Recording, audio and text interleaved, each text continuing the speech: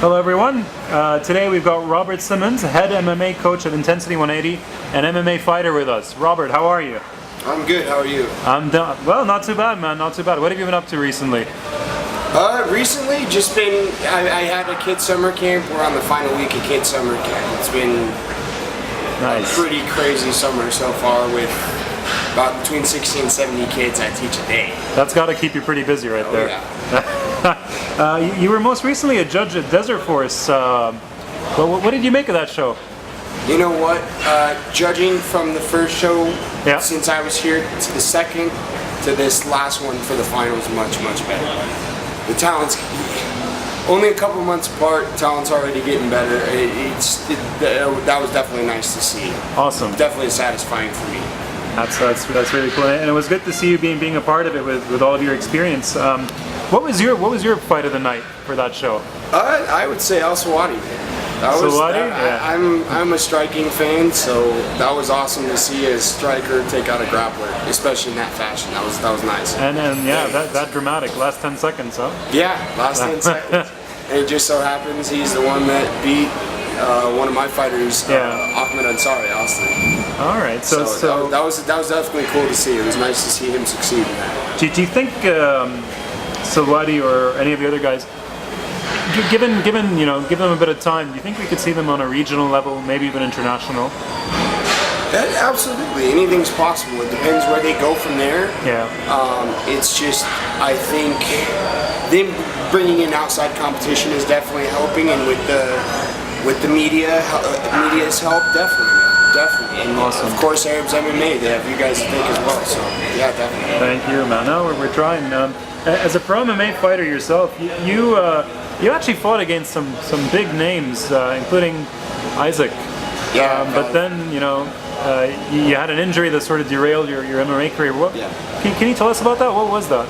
I was training. It was doing a sparring session and basically just a freak accident. I had dropped the guy. I caught a kick, dropped him, and I was throwing an overhand right over his guard. Yeah. While he was on the ground, and he up kicked. Yeah. And his heel actually caught me right under my armpit as I was throwing the punch, and it completely blew out my shoulder.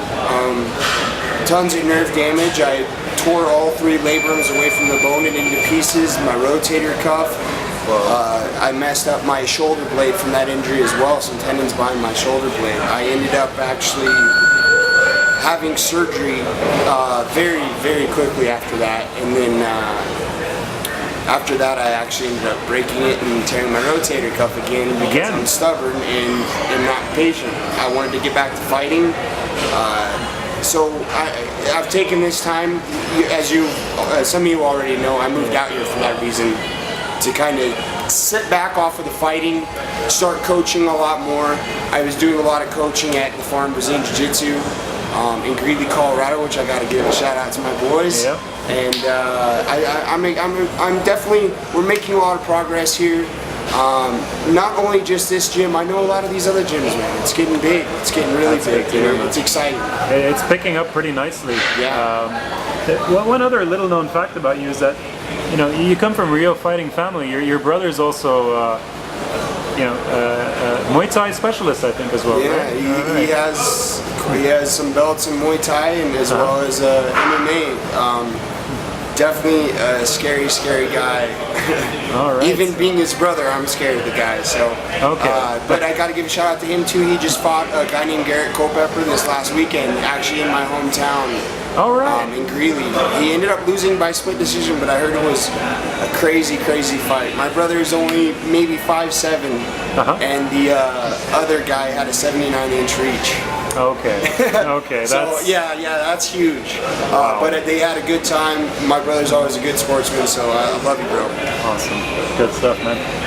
Ansari, we hear he's coming back. Yeah, he is coming back. Yeah. The thing with that is he went in to go see if he needed nose surgery after the Al Swati fight. He had his nose broken before the fight, a couple weeks before, but it wasn't very bad. It was pretty minor, so we're letting it heal. Obviously, he got it broken pretty bad in that fight. Yeah.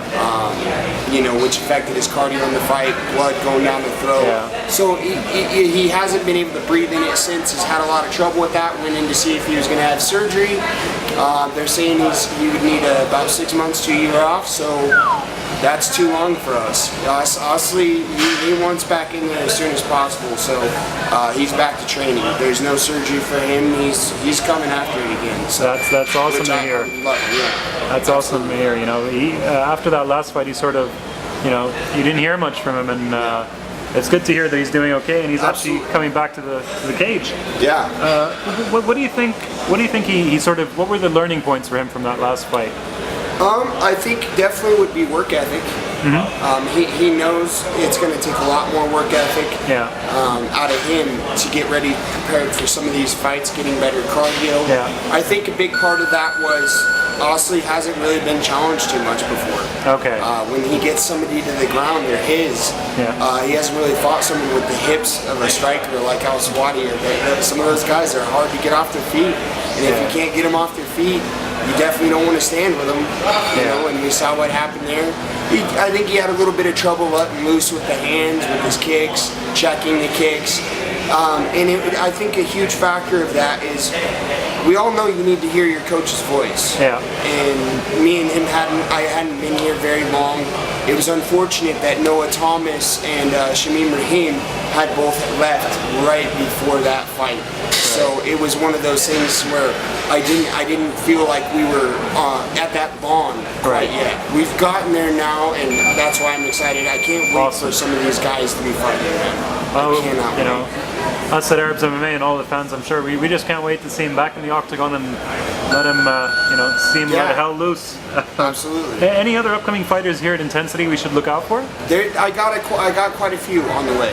That's a surprise for you, but I'm sure you'll be hearing about them very soon. Awesome. You'll be seeing us out there doing work. Sounds awesome. Robert, thank you so much for your time. Always a pleasure. And we'll see you latest at the next Desert Force or Cage Warriors event. Sounds good. Absolutely. See you Thanks, later. Robert.